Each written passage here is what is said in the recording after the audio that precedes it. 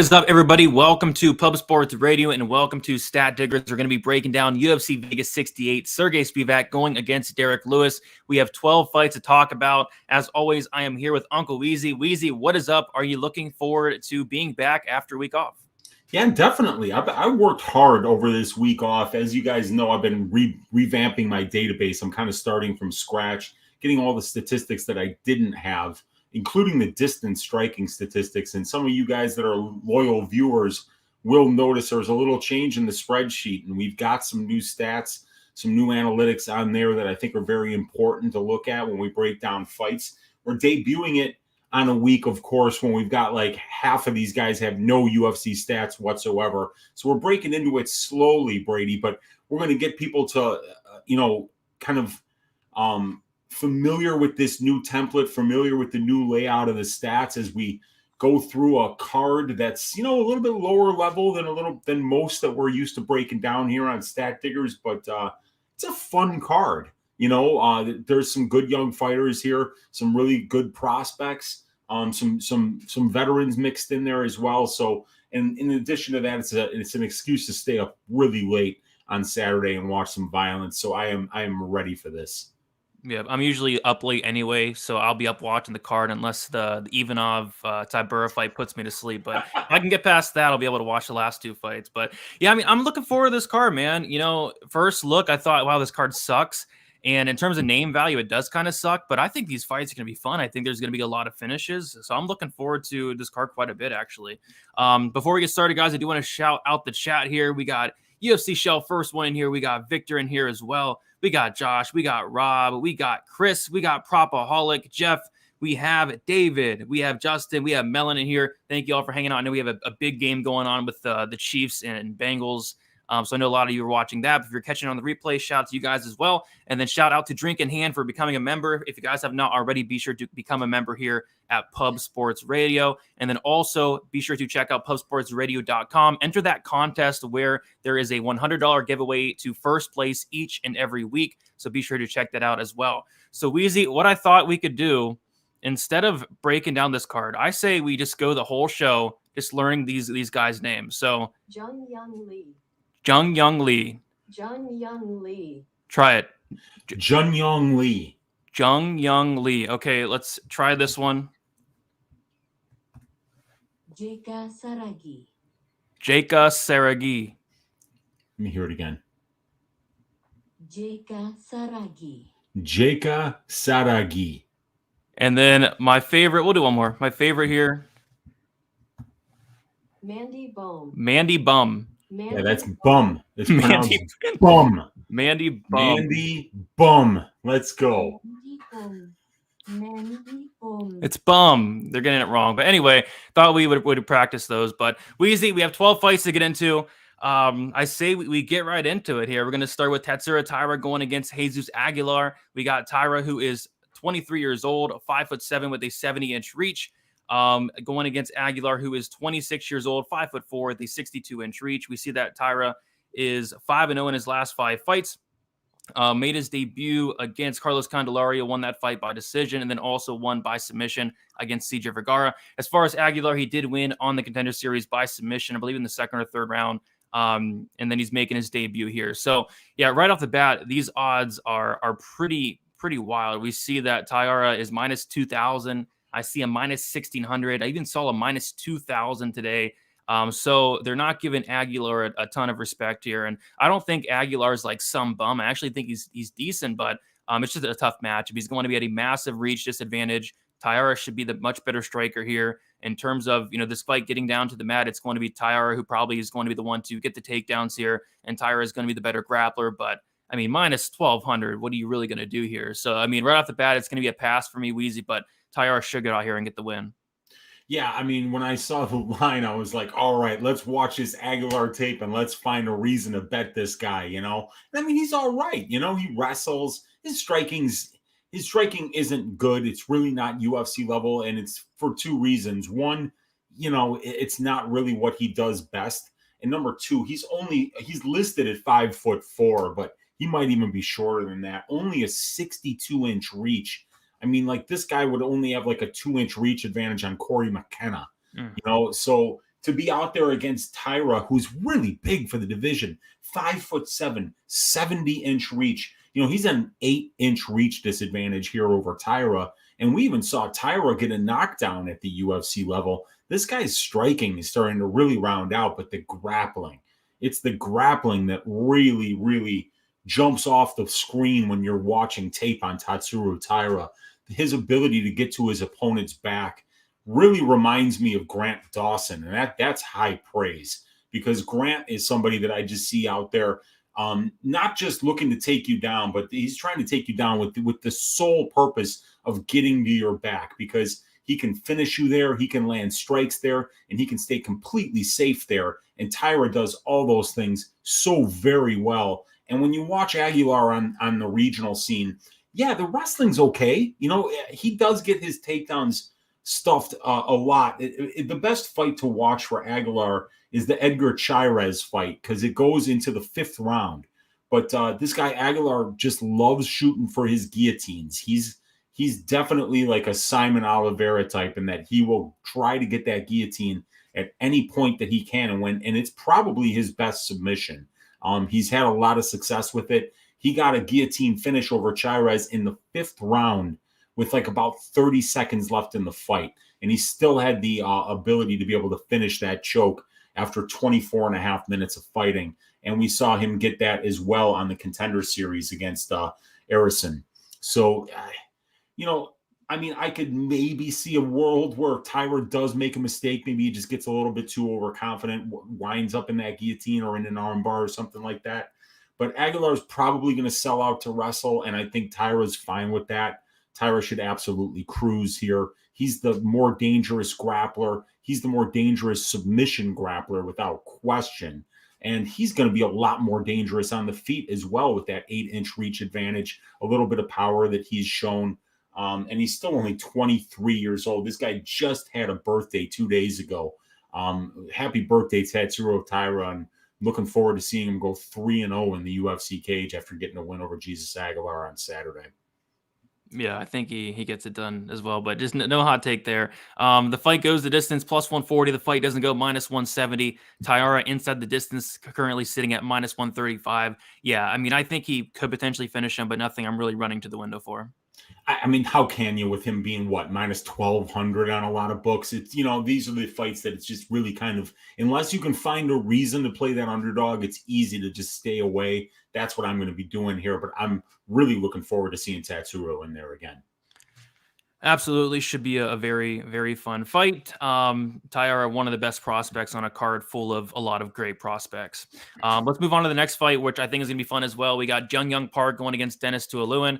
We got Jung-yeong Park, who is 31 years old, 5'10" with a 73-inch reach. We have Dennis Tuoluen, 34 years old, 6'1" with a 77-inch reach. We have Jung-yeong Park, who is 4-1 in his last 5 fights, had a decision win against John Phillips, a decision win against Stefan Nchukwu, a knockout loss to Gregory Rodriguez. He had a decision win against Eric Anders and then a submission win against Joseph Holmes. As far as Dennis Tuoluen, he made his debut against Aliskov Kizraev, lost that fight by second round sub, and then he bounces back and finishes Jamie Pickett in the second round by knockout there. So, yeah, I actually like Jung-yeong Park quite a bit in this matchup. I think he brings a lot of things to the table that's going to give Dennis some problems. The first thing I think that's going to give him Dennis some problems is the wrestling. Jung-yeong Park is very underrated grappling. I like the striking as well. I like the volume that he brings, but the grappling specifically in this matchup, I think he can definitely go to that here. And even in the striking, like, Park has a lot of volume, great combinations, very fast hands, and Dennis Tuoluen thus far in the UFC has shown like a 42% striking defense. I mean, he's a walking punching bag, and he's very tough, don't get me wrong, but he's very, very hittable. I think for Dennis to win this fight, he's probably going to have to knock out Jung-yeong Park, and that's just not an easy thing to do. So I really do like Park in this fight. I don't have a bet on it yet, but Park is somebody I'm definitely considering this week. Weezy, any thoughts about this fight? Yeah, this is a great one. I'm really looking forward to this. And I was just noticing that there's an error on the takedown defense. I don't have a 1- in there. So right now it's showing Tuoluen at 25% takedown defense, actually 75%. And Jung-yeong Park should be a little over 71% here. So that's going to be something I have to fix in the stats. But, you know, I think this is kind of an interesting spot for Tuoluen. You like Park a lot here. I think that this is not a bad matchup for Tuoluen. I think that Tuoluen's takedown defense and grappling game is a little bit underrated. And here's why. We've seen him get dominated by two of the top middleweights in terms of wrestling and grappling that are going right now, in Ikram Aliskerov and Aliashkab Kizraev. But outside of that, you see this guy stopping takedowns at an okay clip. His grappling game is not great, but he did even get up with Kizraev on top of him in the first round and wound up, being able to get back to the striking range where he does some good work. He pressures, and he's going to have a 4-inch reach advantage over Jeong-yeong, and he's going to be 3 inches taller. And here's the thing about Jeong-yeong that makes me nervous about this spot for him. Not unlike what we saw with Gregory Rodriguez a little over a week ago, his willingness to kind of be in a brawl is something that we've seen Jeong-yeong rely on that chin, rely on his ability to be able to use that Iron Turtle moniker and take shots and be able to drop his opponent before they drop him when they get into wars. Well, Teal Lulin's going to be bigger. He's going to be more powerful. And I think he just hits much harder than Jeong-yeong Park.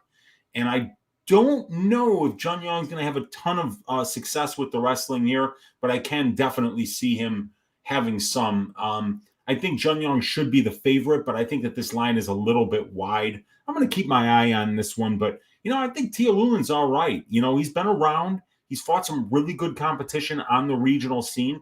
He's got a lot of losses on that record. He's only 10-6.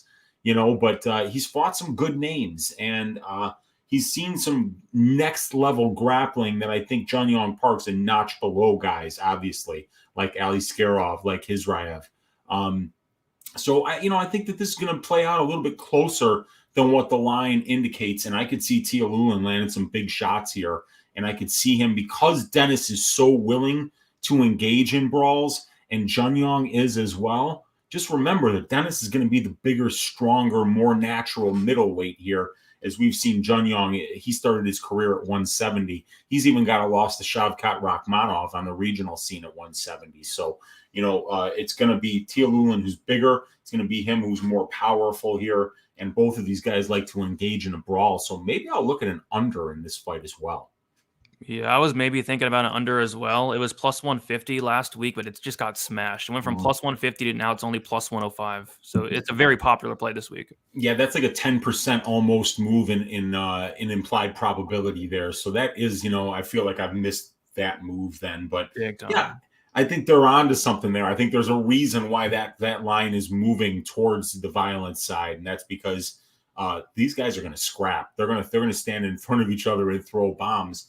And this is just one of many fights on this card, Brady, that I think it's not the best in terms of name value, but if you're just up at midnight watching fights half drunk, you're going to enjoy this one.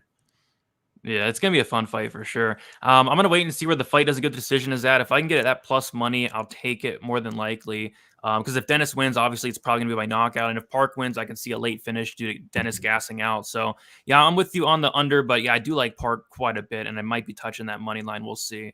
But, oh, my gosh, it's time. The worst fight of the card. Close. I mean, there's two horrible fights on this card. This is the first one. We have Ji-yeon Kim going against Mandy Bum. We got Ji-yeon Kim, 33 years old, 5'7" with a 72-inch reach. Mandy Bum, 33 years old, 5'7" with a 71-inch reach.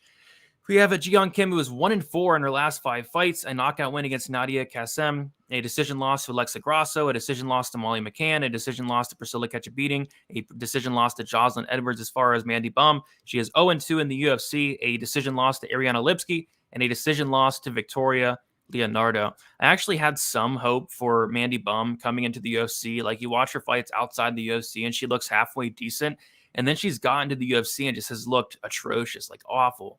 And I had a bet on Victoria Leonardo, and if that tells you anything, that's how I feel about Mandy Bum. I think Ji-yeon Kim should win this fight. She should be ashamed of herself if she does not win this fight, but laying minus 250 on Ji-yeon Kim just sounds terrifying. I will not be betting this fight, and I probably won't be watching this fight, but Ji-yeon Kim should get this done and get it done by decision. For Mandy Bum to win this fight, she's probably going to have to get the fight down to the mat, and that's just not something she's shown to be able to do at the UFC level. So Ji-yeon Kim, she's going to 10-8 the air each round, but I think she does eventually win this fight probably by close decision because all of Kim's fights are pretty close. But give me Kim. I would never bet on this fight, Weezy. I would never, ever bet on this fight either. I mean, I agree with everything that you said. I think Ji-yeon Kim is the one who's going to win this fight. She hits harder. She throws more volume. If we look at these distance striking statistics, they're very important here. You see that Ji-yeon Kim, I mean, she couldn't hit the broadside of a barn. We all know that. You know, that she 10-8s the air, like you say. 35% distance accuracy actually is better than I thought it would be, you know, because it doesn't look like she can hit anything in an actual fight. But Mandy Bum right there with the same accuracy almost, just a little bit better. But look at that. 6.59 landed for Kim, 6.5 absorbed at distance. But then look at Bum. 3.87 landed and 5.21 absorbed. And 10.31 thrown for Bum. 14.71 coming back her way. So she's low volume. She's low accuracy. She hasn't landed any knockdowns yet at this level. And we do know that Ji-yeon Kim does hit hard. And she is long for the division. And she was just, her most recent loss was up at 135 against Jocelyn Edwards. And because Edwards took the fight on short notice, I don't even think Edwards barely made 140, I think.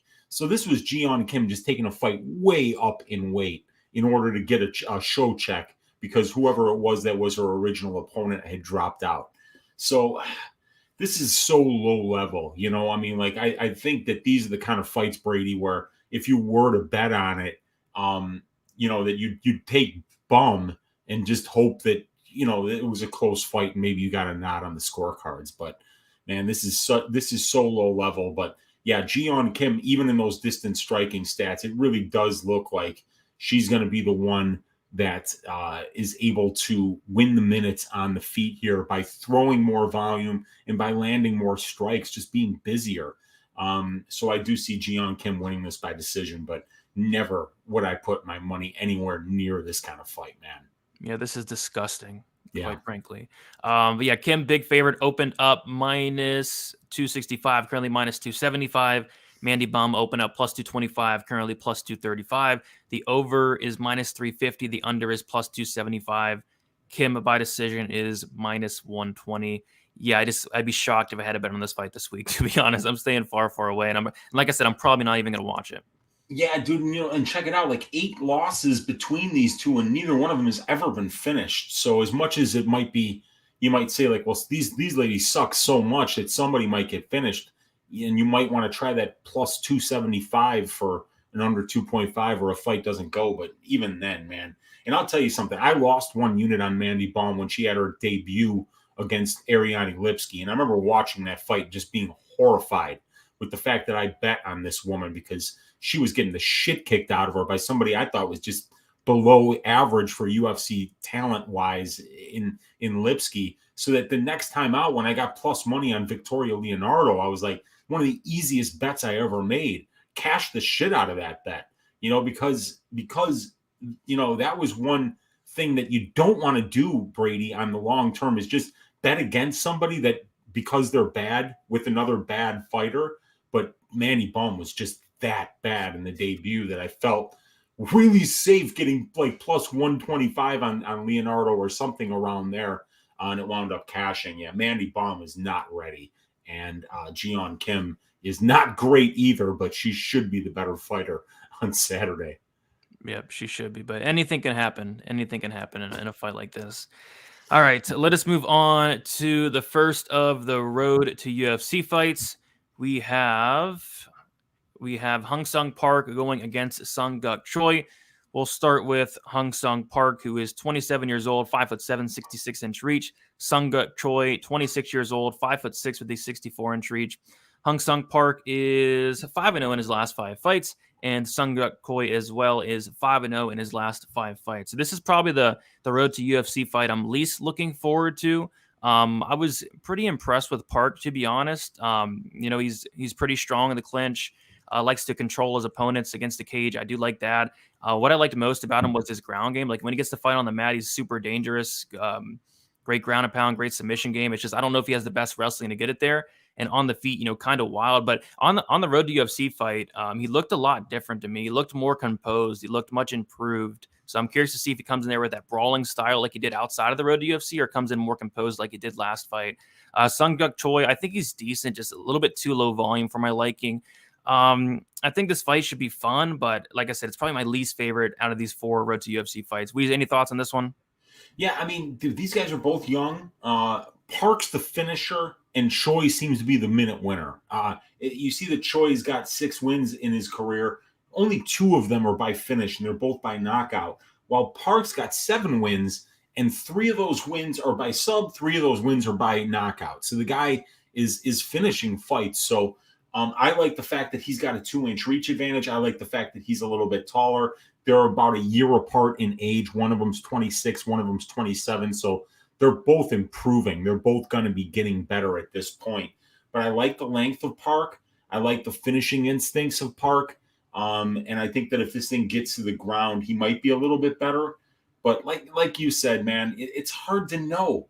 You know, you look at the competition for these guys, and you just don't see any names that are saying to you, well, okay, one of these guys has faced a better brand of competition. They're both coming from South Korea. They've both fought a similar level of competition, and you really don't see any difference between the two other than the fact that one of them is finishing fights and the other one isn't. So maybe it's Choi by decision, or maybe it's Park inside the distance. And Choi in his only loss was finished, or it was a decision loss. So yeah, it's probably one I'm going to be staying away from as well. But maybe one of these guys will step up and take that next step and look really good here. Yeah, if Hyun-sung Park finish only is anywhat playable, I might take a look at that, because like you said, Choi's not finishing anybody, and Park is a really good finisher, especially if he gets the fight down to the mat. But Park opened up minus 200, currently minus 182. Seung-guk Choi opened up plus 170, currently plus 157. Yeah, I think Park wins, but I'm not running to the window to lay minus 182 on the guy. Yeah, I don't know enough about either one of these guys. I watched the Contender Series fights, but it only tells you so much. Yeah, that is true. That is true. Even the fights outside of that, they like low competition. It doesn't tell you much either. Yep. It's how it goes sometimes with some of these fights. Sometimes you see things. Sometimes you see, like, clearly some of these guys that we're going to be talking about now are serious prospects. And you go and you watch the tape and you're like, holy shit, you know, this guy looked like this at 19. He was doing that. I don't see either of that with Choi or Park here. Yeah, not too impressed with either guy, but I am impressed with this next guy, Weezy.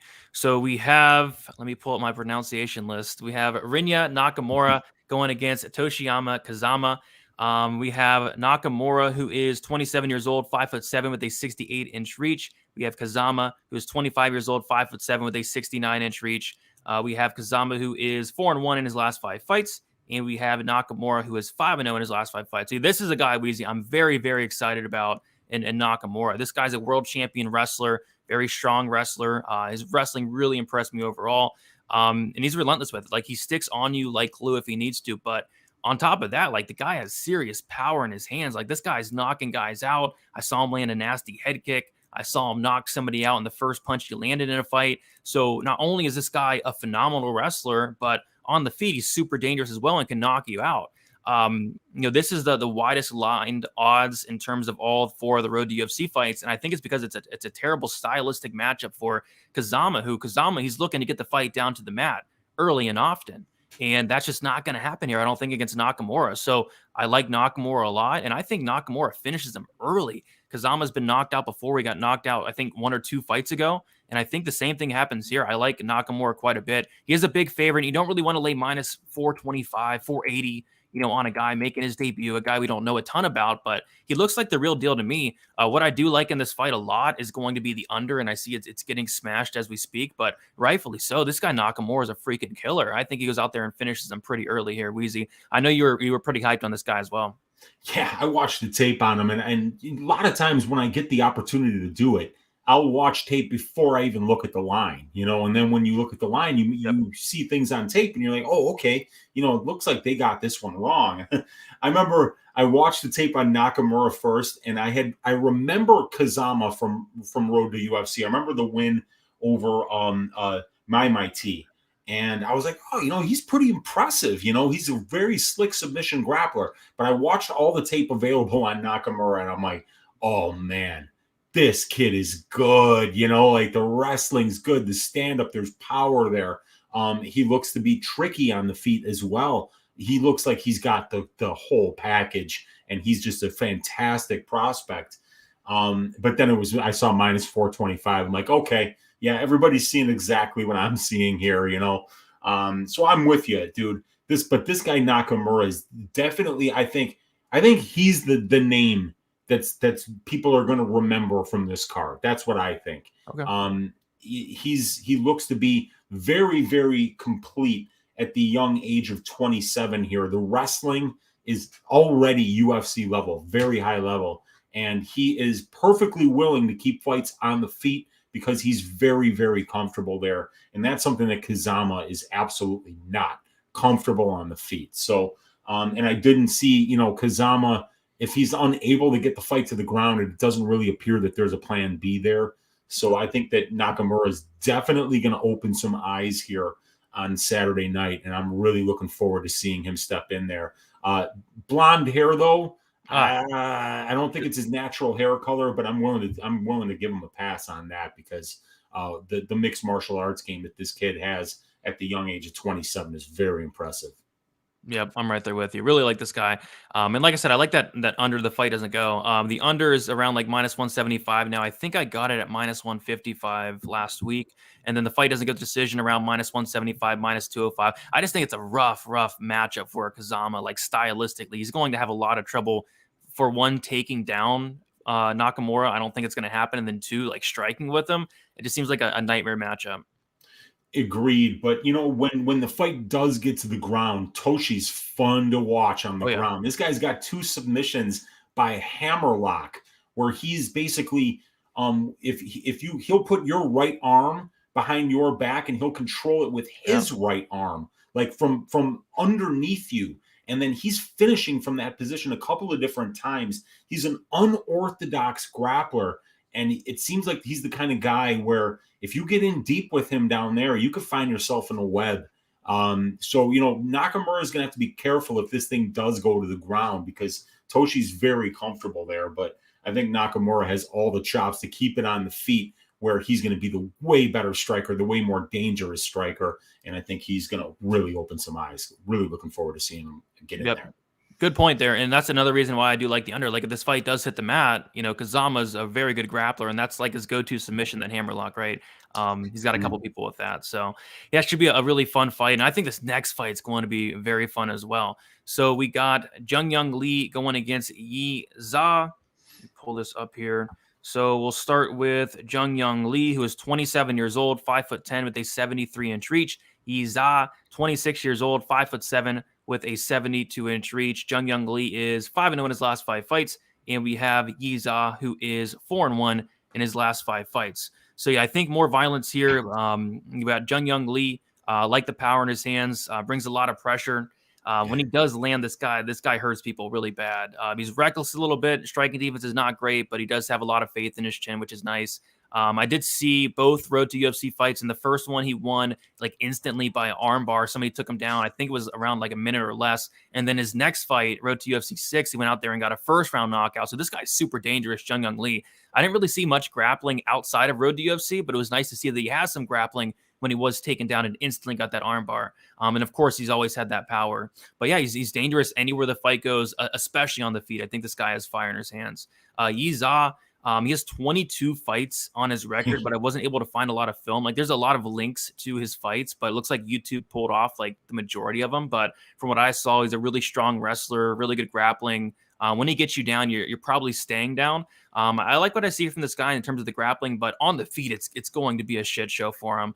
He's going to absolutely need to get this fight down to the mat, kind of like the last fight, right? I think Za Yi is going to need to get this fight down to the mat. On the feet, he looks super uncomfortable, super hittable, and you do not want to be messing around on the feet with Jeong-yeong Lee. What I don't like about Yi Za is he's out there pulling guard. He's getting hit. He's flopping to his back.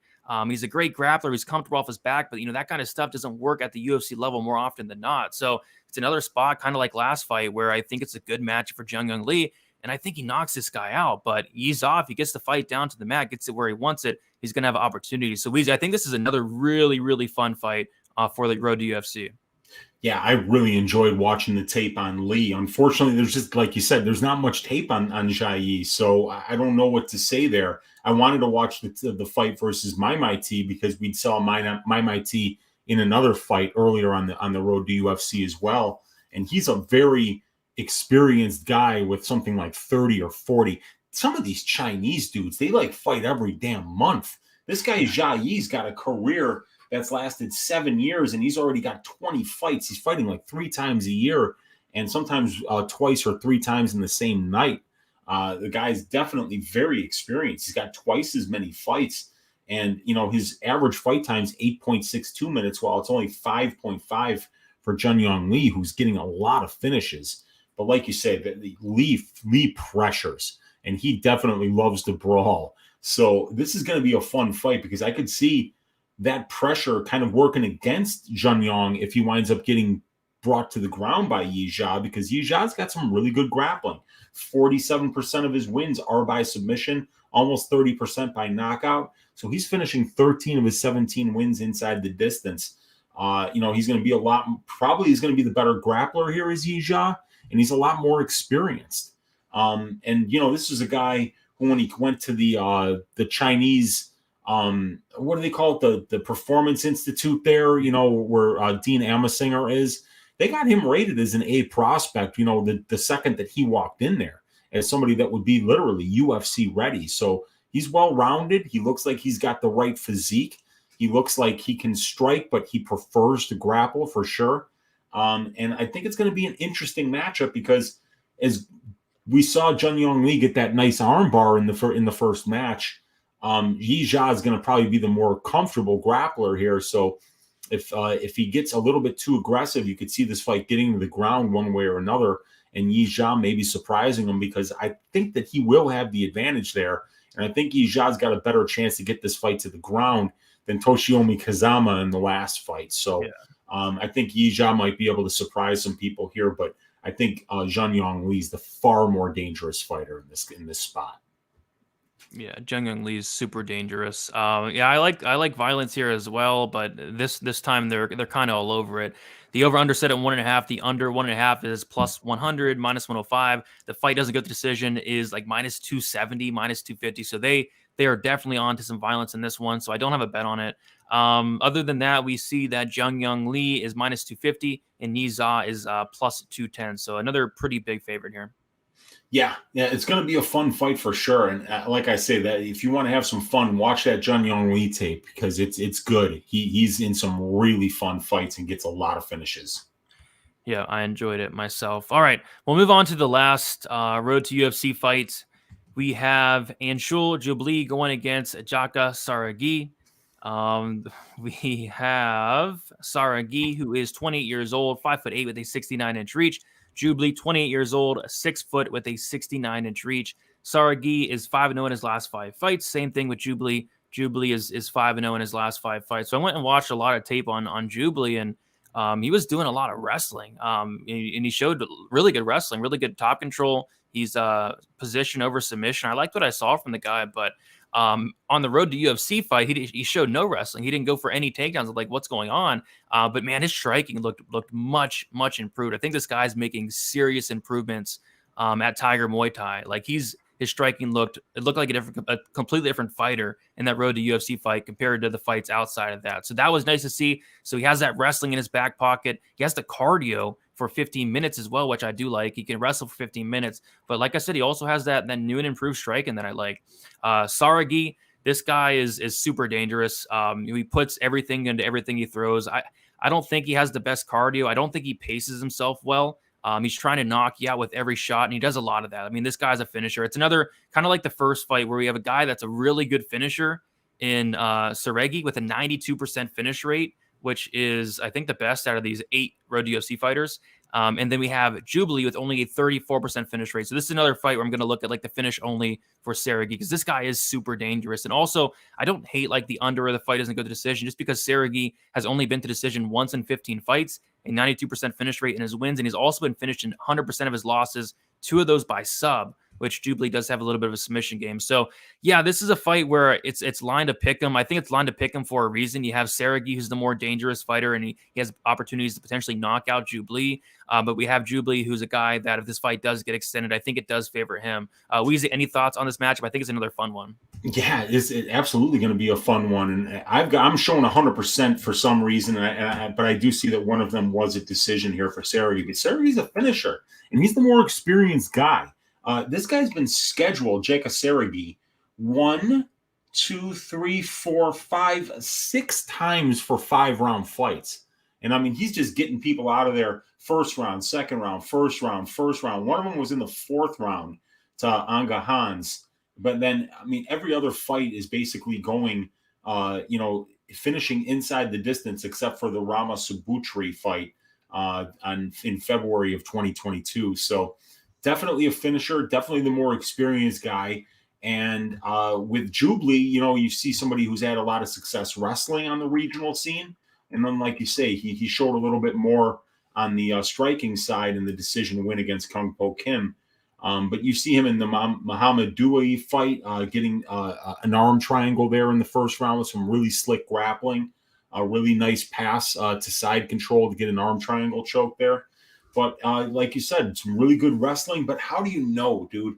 His wins are over Sanjeet Budwar, Amit Raj Kumar, Rajith Chandran, Srikant Sekhar, and Muhammad Dewey. And then Kyung Po Kim on the on what do you call it, on the road to UFC. And with Saragih, you've got a 13-2 record. You don't really recognize the names there either. But one of the guys has been scheduled for 5 rounds several times. He was the one champion. Now, one in Indonesia is different than the one with Demetrius Johnson and those guys. Those guys are fighting in a ring in Indonesia. So, it's really hard to know how good the wrestling is of Jubli here. Is it going to be good enough to take down Jeka and work him on the ground? Because I think if he's unable to do that, I think that Jeka is going to be much more dangerous on the feet here. He's just so explosive, and he winds up making fights into brawls when we see on the Jubli side him being a lot more of a minute winner, a lot more of a guy that puts it all together to try to dominate for long stretches. So it's an interesting stylistic matchup here. I think that, Saragih, the much better finisher, and Jubli, the much better minute winner and wrestler here, and the more all-around fighter, the guy that can put it together more, while Jeka kind of just hunts for those moments when he can change the fight with his explosiveness. Yep. I'm curious to see where they put the finish only for Saragih. If they mess it up, I'll be on that. But even like I said, the fight is a good decision. I don't think is the worst look in the world, because if Saragih wins his fight, it's going to be inside the distance. And like I said, he's been subbed twice. He doesn't have great cardio. Jubli might be able to get him out of there late. So we'll see what happens with that. Taking a look at the odds, we see that it's about a pick 'em. It's like -111 Jubli, -109 Saragih. The fight goes to decision is +125. The fight doesn't go as -155. Over 2.5 -105. Under 2.5 is -125 there. Yeah, about a pick 'em here. I actually lean Saragih just because he's more dangerous, and I think he's probably going to get the early finish. But if this fight does get extended, I will have my concerns. But what I will say, like Saragih, he looks tired, but he's able to fight through it. So I don't think it's going to be a huge problem. He was able to get a 3rd round knockout on the road to UFC, but he does put everything into all of his shots. The guy hits like an absolute truck. He does. He's fun to watch. He's definitely fun to watch. These guys are good. They picked out some really good prospects. A lot of these guys have got some fights. Ji-yeon's got 21 fights. So you definitely see some guys that look like they could potentially make some noise at the UFC level. A couple good prospects, a couple more experienced guys, submission grapplers, good pressure strikers. I'm looking forward to these fights. They're going to be fun. Yep, I think we have 4 pretty good ones. I'm looking forward to this Jubli Saragih fight quite a bit. Looking forward to the Ji-yeon fight, the Lee fight, and then the Nakamura fight. Looking forward to pretty much all of them, but especially those last 3 we talked about. All right, Weezy, let's get into the main card. We got Yusaku Kinoshita going against Adam Fugitt. We got Kinoshita, who is only 22 years old, 6 foot with a 71-inch reach. Fugitt, 34 years old, 6'1" with a 77-inch reach. Kinoshita, 4-1 his last 5 fights, had that DQ And then it had a knockout win on the Contender Series there in the 3rd round. Brutal knockout win for him. Fugitt is 4-1 in his last 5 fights, made his debut against Michael Morales, was able to last to the 3rd there. So first and foremost, I love violence in this fight. Kinoshita, a very violent guy, and so is Adam Fugitt, actually. I mean, taking a look at these violence rates, I think these are like the best violence numbers on the card in terms of the pure numbers, right? Like Kinoshita, a 100% finish rate in his wins, and his losses have been knocked out in his only loss, and then or he's been DQ'd in his only loss, and then Adam Fugitt an 88% finish rate, and then he's been finished in 2 of his 3 losses, 2 by knockout. Adam Fugitt, we didn't see like a big sample size in the Morales fight, but in that fight, he did show a 45% strike and defense, which is not a great look. And he has shown that he can be knocked out, he can be hit, and you do not want to be hittable against a guy like Kinoshita. I feel like Adam Fugitt's probably going to want to get this fight down to the mat. We have seen Kinoshita taken down. Has a pretty good get-up game, so I think he'll be all right there. But yeah, Kinoshita is a massive favorite here, which is interesting to me. I think he wins this fight. I think he knocks out Adam Fugitt, but I think Fugitt does have a path to victory in terms of mixing the takedowns here. But like I said, Kinoshita does a really good job at standing back up, and when it's on the feet, Kinoshita hits like an absolute truck. So I see another knockout here. I think there's going to be a lot of finishes on this card, and I think this is one of them. I think Kinoshita is going to knock out Adam Fugitt at some point in this fight, but another absolute banger here, Weezy. Absolutely. This is going to be another fun one, man. And I'm just kind of like putting in some numbers here because I realized that for some reason the non-UFC experience wasn't showing all the finishes. So I'm putting them in there right now.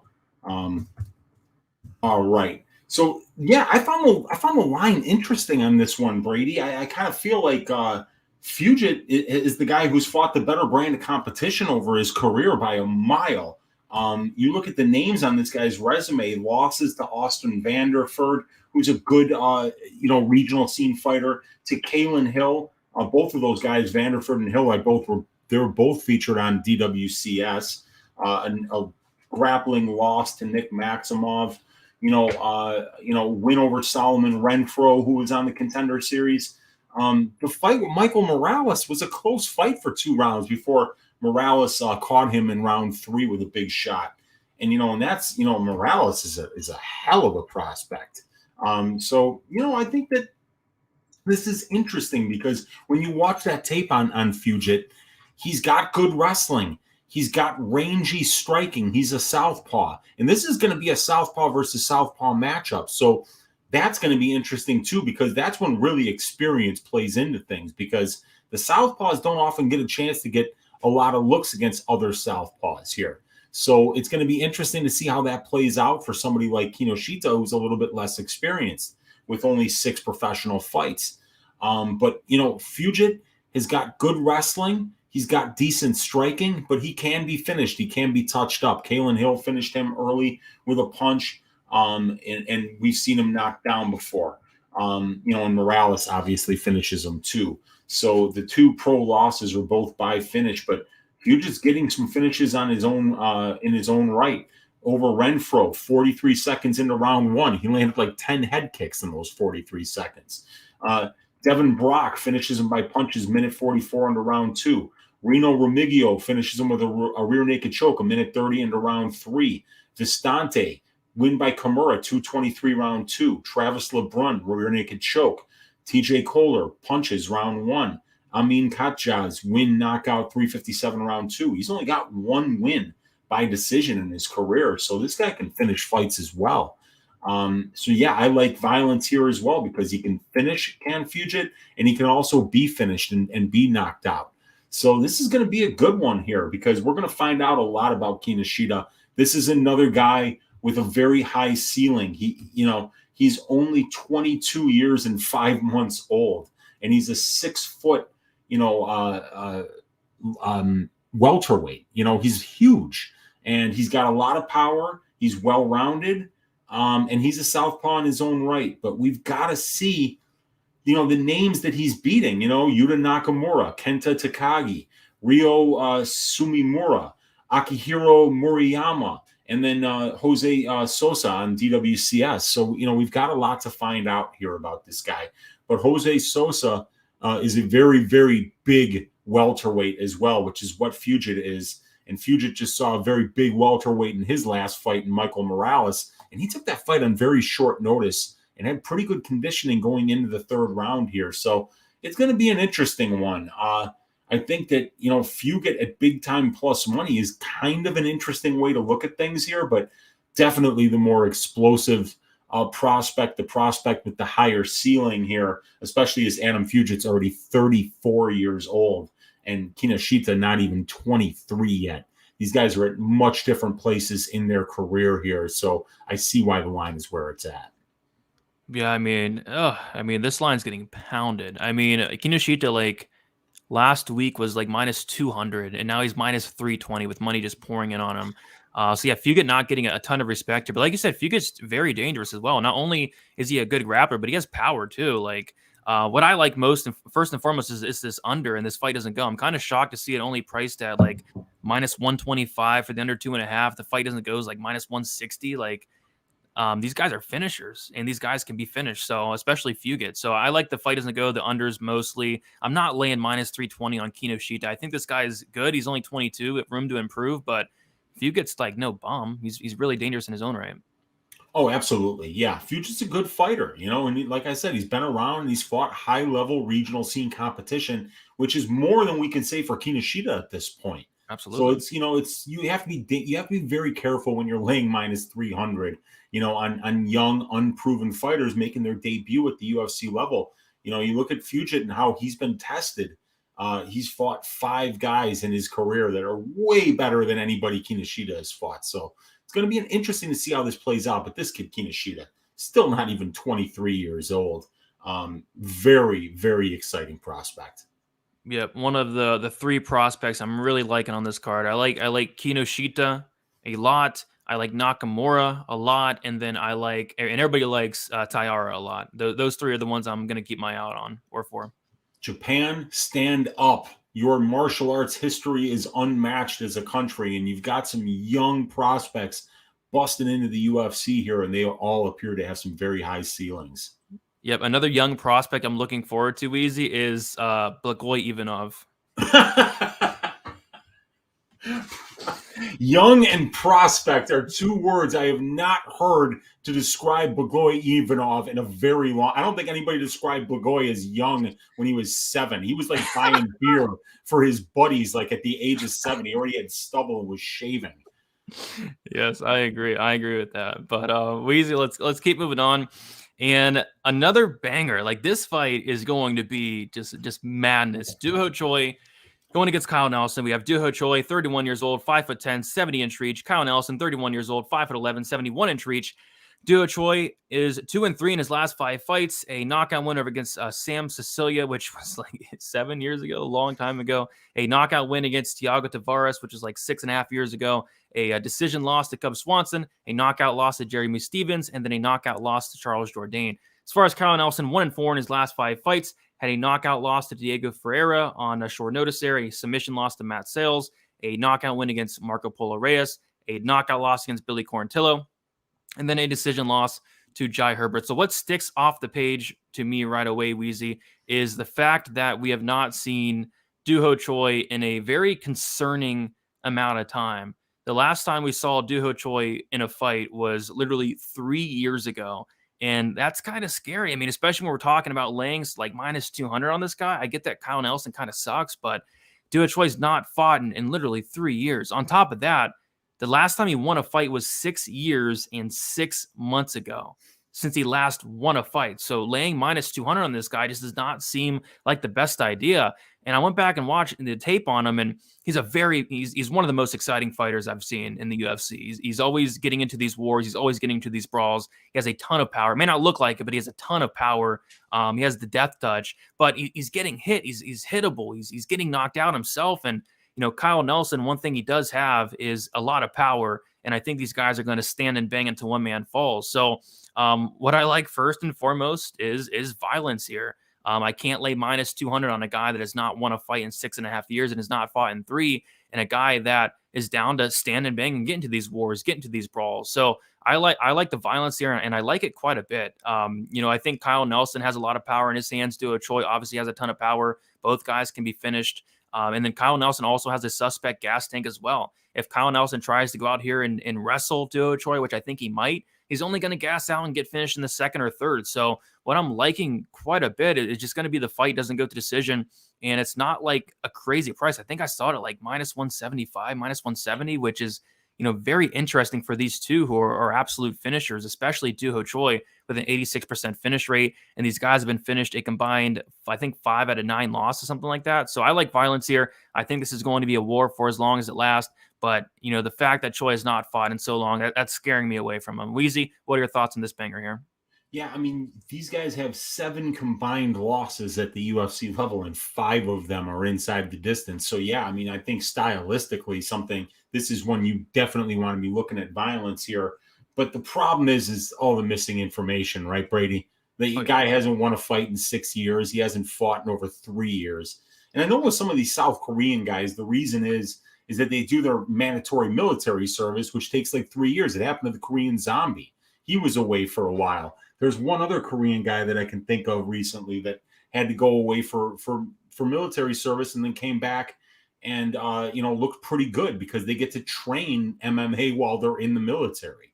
So I don't know. I have no idea what to expect from Doo-ho Choi, but I think what we can expect from a gambling perspective leads us to stay away from this fight. But what we can expect from a fan perspective is that this is going to be a lot of fun.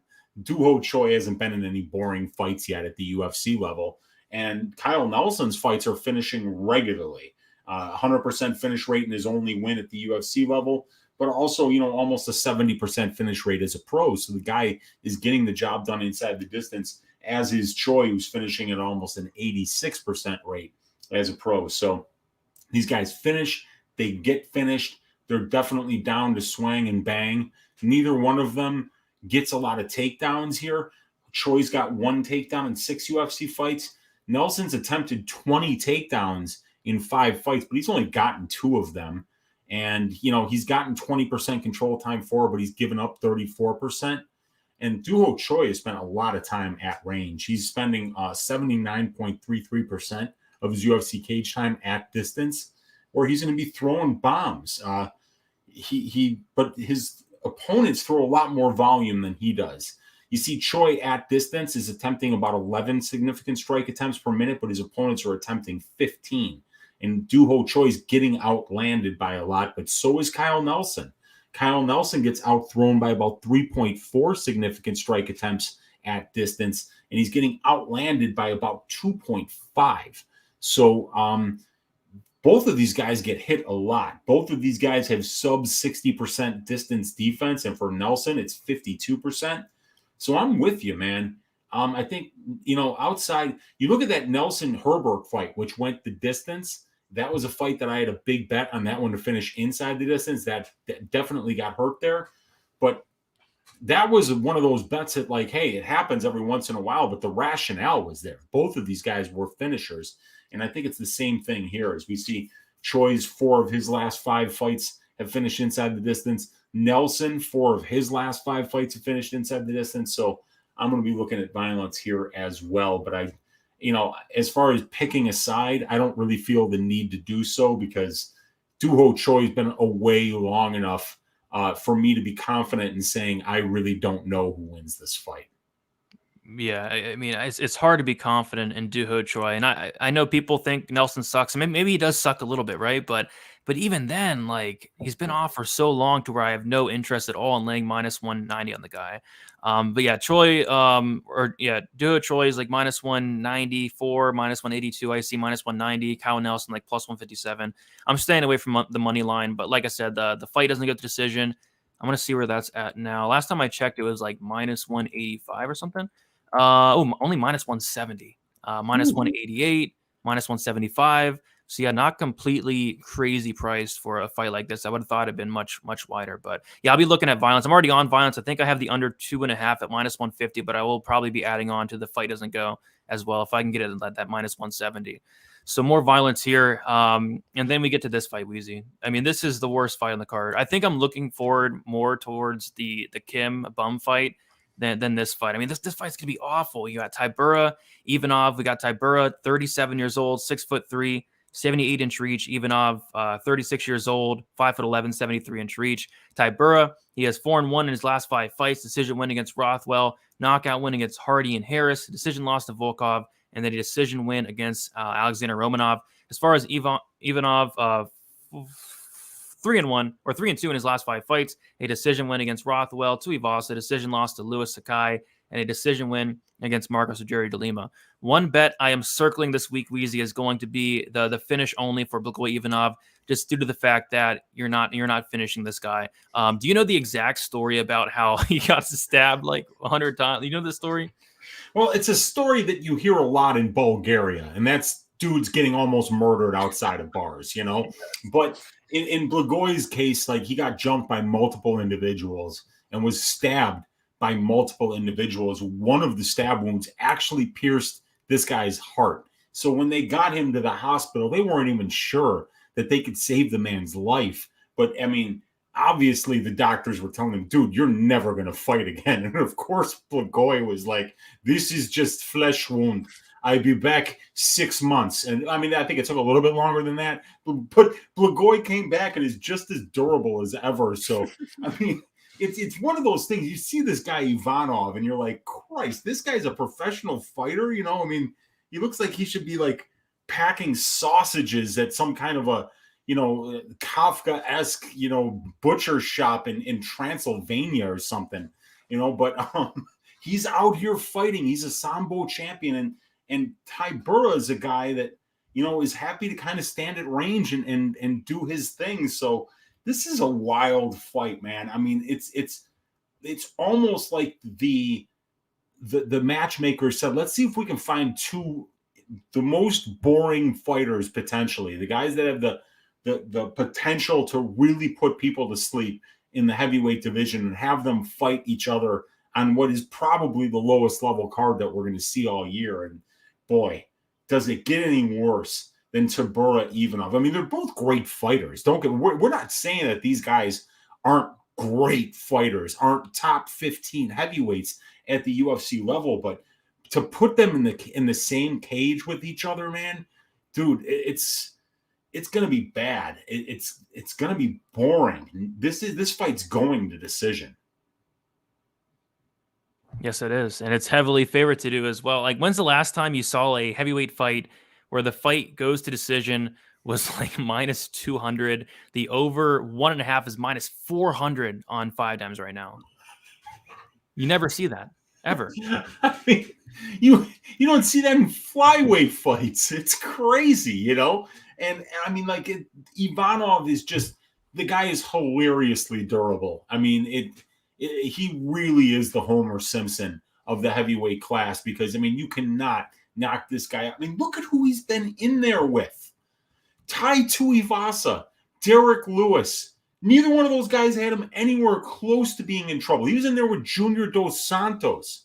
Never came close. Nobody ever came close to finishing this guy. So it's really funny. He has been subbed once in his career. It was a long time ago, but yeah, man, this is probably going to decision, and it's probably going to be a low volume outside striking match where you're kind of like going to the scorecards going, I have no idea who won that fight, and I don't care. Yeah, I don't have much to say about this fight, to be honest. I'm probably not going to watch it. I might fall asleep during it. But Tybura minus 146, Ivanov plus 126. Money's been pouring in on Ivanov throughout the last couple of weeks. He opened up plus 210 down to plus 126. So very popular dog. And I get it. I feel like nobody in this fight should be favored. Yeah, it feels we've seen this fight so many times with Blagoy Ivanov, you know, where he's in there with like crazy powerful guys, but then it winds up being a low volume striking match for the full 15 and sometimes 25 minutes. So, oh boy. Yeah, this is not a good heavyweight fight. It's not an exciting heavyweight fight. And maybe this one winds up being a draw. Orthodox versus Southpaw. Yes. I could see one guy losing a point for stalling and another guy losing a point for repeated nut shots. And potentially they could even deduct a point for Ivanov for just having too much body hair and being too ugly. You know, and there's a lot of different things that could happen here, but one of them is not excitement, unfortunately. Not at all. We have Matt in the chat saying that Burris corner is going to slide him a knife. Even that, like, what's it going to do? Like, Ivanov will just take it, no problem.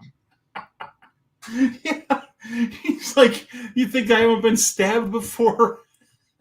He's going to need multiple knives. I mean, it's unbelievable that he lived through that. Yeah, I've seen what it looks like when somebody gets stabbed multiple times, Brady, and it is unbelievably gory.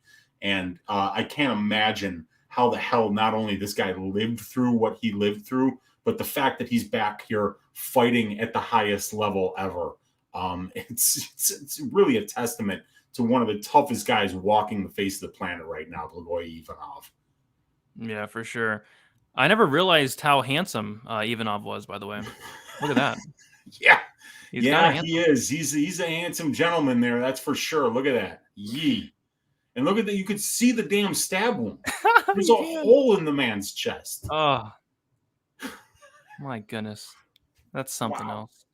All right. Enough of this fight. This is terrible. It's not going to be fun, but we can move on. 2 fights left, Weezy. We have Da Un-jung going against Devin Clark. We got Da Un-jung, 29 years old, 6'4", 78-inch reach. Devin Clark, 32 years old, 6 foot with a 75-inch reach. Da Un-jung is 2-3-1-1 in his last 5 fights. Had that draw against Sam Alvey, knockout win against Mike Rodriguez, decision win against William Knight, knockout win against Kennedy Nzechukwu, and then a knockout loss against Dustin Jacoby. Devin Clark is 2-3 in his last 5 fights. A decision win against Alonzo Menafield, submission loss to Anthony Smith, a decision loss to Ion Kudalaba, a knockout win against William Knight, and then a knockout loss to Azamat Murzakanov.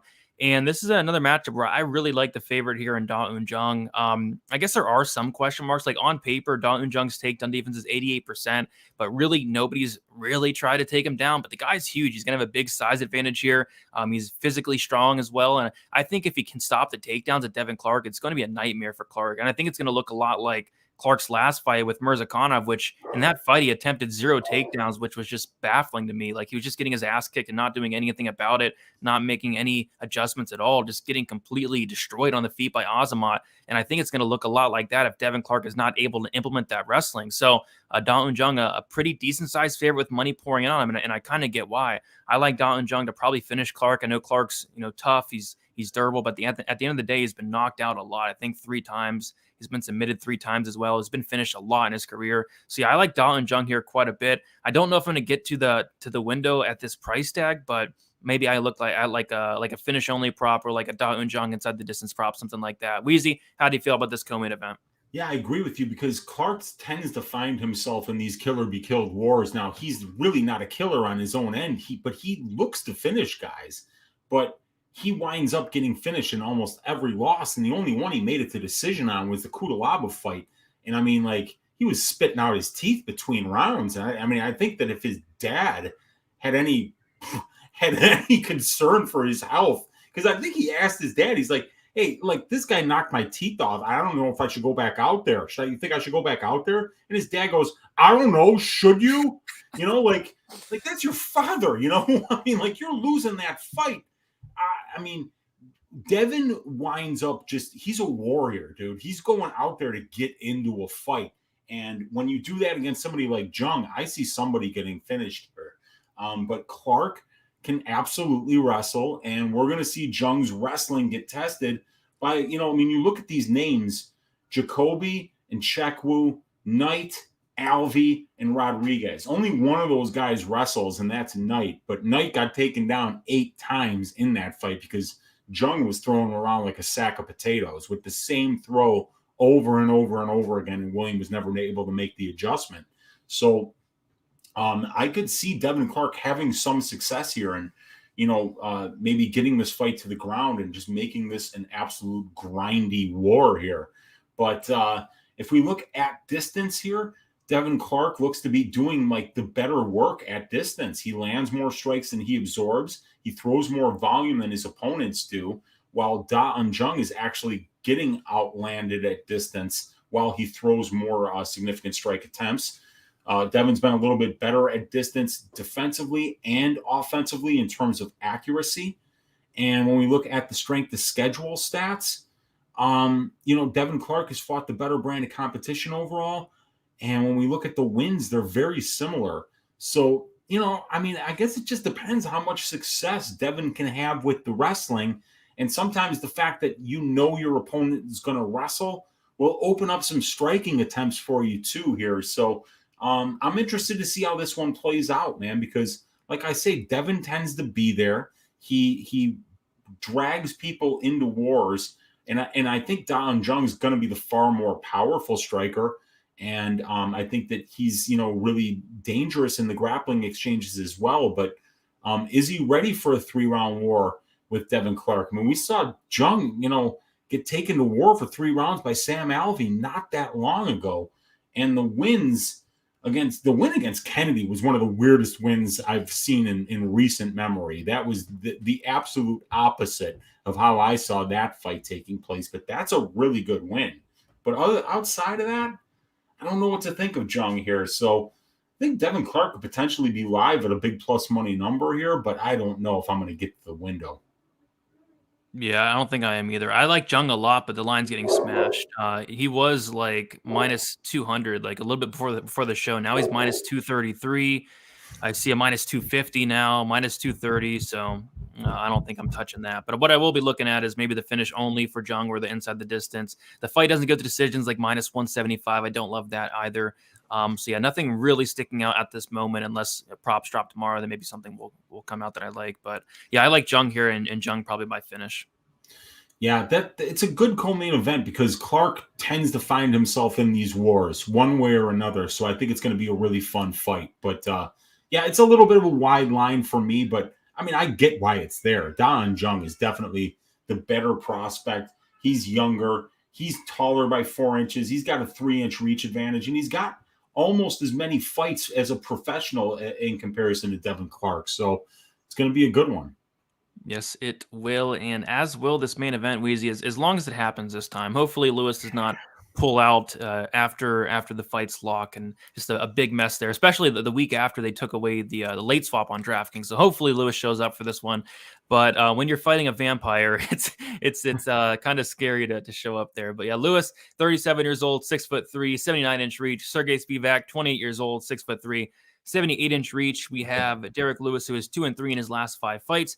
A knockout win against Curtis Blades, knockout loss against Cyril Gahn, knockout win against Chris Daukaus, a knockout loss to Tuivasa and Pavlovich. As far as Spivak, he is 4-1 in his last 5 fights, knockout win against Vandera, decision win against Oleinik, knockout loss to Aspinall, knockout win against Hardy and Sakai. So Sergey Spivak's terrifying, Weezy.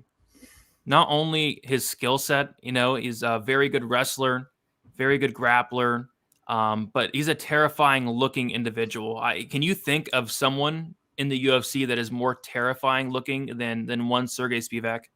Yeah, because it's not like Spivak's like this straight up ugly looking dude. He just looks like, somebody that could walk into Hollywood and be like, look, I want to play a vampire. And like people would be lining up. There would be agents just being like, this guy's the most natural vampire actor that we've seen in Hollywood since Klaus von Bülow even. Like you'd have to go way back to that, I think, Brady, to find somebody that's more of a dead ringer for a 5,000-year-old Transylvanian vampire named Nosferatu. And like you said, it's not just the looks. This guy's got the conditioning to push a wrestling heavy game plan for a full 3 rounds that we've seen thus far. And he can take guys that are just much, much bigger than him. The way that he threw around a 280-pound Tai Tuivasa, took him down 8 times, dude. He threw around Greg Hardy like a rag doll. This guy, was a defensive lineman in the NFL at an all-pro level, and Spivak just tossed him around. What he's doing to people in wrestling exchanges, Brady, is almost as terrifying as being trapped in a coffin with a vampire, which you might as well be doing the exact same thing when you're getting into a cage with Sergey Spivak, because he'll either draw your blood literally or figuratively, but one way or another, you're going to be winding up lying lifeless on the canvas. Could have not said it better than myself. But yeah, it's a tough matchup for Lewis. Spivak, I like this guy, man. I mean, Spivak, he's a guy, like you said, he has great cardio, great wrestling. And what I like it most about Spivak, I think, is, when he's taking guys down, he's not just laying on them. He's not just sitting there and doing nothing. He's gonna pound away. And I like that in this matchup specifically, because if he takes down Derrick Lewis, like Lewis might get up once or twice, but he's gonna take Lewis down right away. He's gonna stick on him like glue. He's gonna chain wrestle. And I think it's just gonna break Lewis. And we've seen Lewis break a lot in his career. We've seen Lewis get finished a lot in his career. I think Lewis has been finished like 8 or 9 times, like a ton. So yeah, I see Spivak just kind of sticking to him like glue, pounding away until eventually the ref steps in or Spivak gets a sub. So I like Spivak here quite a bit. It looks like Spivak is it looks like he's a bigger favorite than he was last time out. I think last time out he's around -200, right? Yeah, he was. And, it's even bigger now. But, I think part of that is the fact that Lewis didn't show up for the fight, and so now, it's like, oh shit, is Lewis okay? Why didn't he show up for that fight? Is he cutting too much weight? Maybe. I don't know, but yeah, I was even surprised because, what Derrick Lewis is capable of, and we've seen Sergey Spivak get knocked out before. I mean, it's happened more than once by Aspinall, by Walteris. So this guy's been in there and he's gotten knocked out by a couple different people at the UFC level. And that's what Derrick Lewis does. He is the knockout king in the history of the UFC. Yeah, but it seems like when Derrick Lewis wins, it's like when nobody expects it, like he's a big dog. So that kind of scares me as well. Like, and like you said, he has a ton of power. He can finish anybody. He's finished guys like freaking Curtis Blades. So yeah, but I think just you have to favor Spivak. You have to favor pretty much anybody, honestly, against Lewis, just because he's not a minute winner. He's a moment winner. And of course he could knock out Spivak, but I think the minute winning is all in favor of Spivak here. But he could get caught. He's been knocked out twice by Harris and Aspinall, but I gotta favor Spivak here. I'm not gonna lay like -245 on him or nothing like that, but I gotta pick him here. In terms of betting the fight, nothing's really sticking out. I mean, they're all over the violence props. I think the fight goes like -515, -550. So they're definitely onto it there. So yeah, I might just sit back and watch this one. Honestly, I might be asleep by the time this one starts. It's going to be like 3 a.m., 4 a.m. my time. But yeah, I gotta pick Spivak here. But not sure I'm going to have a bet on this fight. Yeah, I don't think I will either. I mean, I had Spivak as the ass shaving of the week last time that these guys were supposed to square off. So, I mean, obviously I am a believer in Spivak. And what I like about Spivak is even though he is a wrestler, you don't see him really going for those traditional single and double leg attacks so much as he's really good at reacting to his opponent's offense and then getting takedowns off of that, catching kicks, just catching people coming blasting in too far because he's got good footwork and a good jab. So he does a decent job of distance management, and his distance striking defense is above 60%. So, that's a good number for a heavyweight that he's not getting hit at distance very much. So it's going to be an interesting fight, but Spivak's still only 28 years old. That's just a baby for the heavyweight division. And the fact that he's kind of putting together a pretty well-rounded skill set at this tender young age, but that skill set that he shows, Brady, has this shining star of that ability to be able to get the fight to the ground over and over and over again and not be discouraged when his opponent gets back up multiple times, which is what happens. Even in the Felipe fight, we saw him going for takedowns in the first 2 rounds, not getting really any. But then in the 3rd round, he gets 1 takedown in the damn fight. He rides out those last 4 minutes, just pounding this dude's head through the canvas. So, he can get multiple takedowns in one fight. He can find a finish with only getting 1 takedown, but he doesn't really look like this desperate, if I can't get the fight to the ground, there's no plan B type of fighter.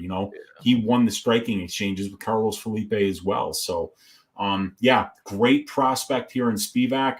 Watch your neck around this guy in more ways than one.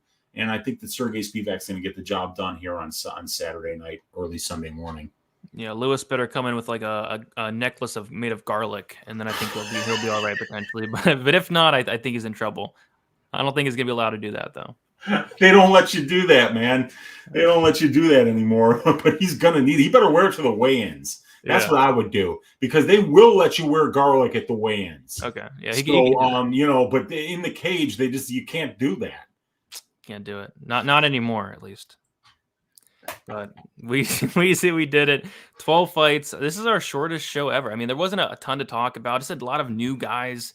We're gonna find out a lot of new things about these new guys as well. But yeah, name value suck. I mean, this is the worst name value card I've seen in a while. But I think it's gonna be a very, very, very fun fight card with a lot of violence, a lot of finishes. Couple great prospects. So, and as a fan, I'm really looking forward to this card. I think it's going to be a super underrated card, and I'd be shocked if this card did not deliver on Saturday. Yeah, me too. In terms of just pure fight quality and fun fights, I think it's awesome. But from a gambling perspective, a lot of these lines are already juiced to the tits. Just bets that I would never make in my life. So I'm going to have a really hard time finding spots to go after heavily on this card. But we got a pay-per-view next week. We got 8 straight weeks of UFC, and we preach it week in and week out, Brady. If you want to be a long-term winner, bankroll management is so, so important.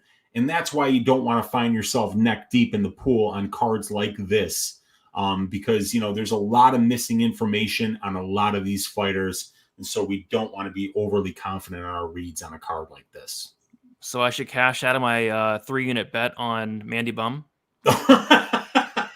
Dude, if that hit, you would be, that'd be like 7 units that you would cash out on that. That would be huge. You'd be a legend. But yes, cash out of it. Okay, Don't make that bet, please. I'm going to Florida tomorrow morning, first thing in the morning, Brady. And you know what they have in Florida? Plenty. Oranges, my friend.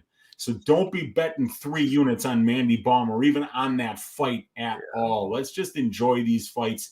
Let's keep our powder dry and our bankrolls nice and stacked going into this next pay-per-view card, which will be next Saturday. Yeah, if I end up betting on the Kim Bum fight, I'll hit myself with oranges. That's for sure. I mean, that would be an all-time low moment for me if I bet on that fight. So I'm not going to. Yeah, but hopefully it'll be a fun fight, dude. But we just don't have to bet on it. Please don't bet on it. We don't have to bet on it. We don't have to watch it. I'm probably not going to watch it, but it's a fight that is going to happen on Saturday, that's for sure. But Weezy, I know you're going on vacation, so enjoy it. Florida, that's freaking awesome. It's cold here, so enjoy it.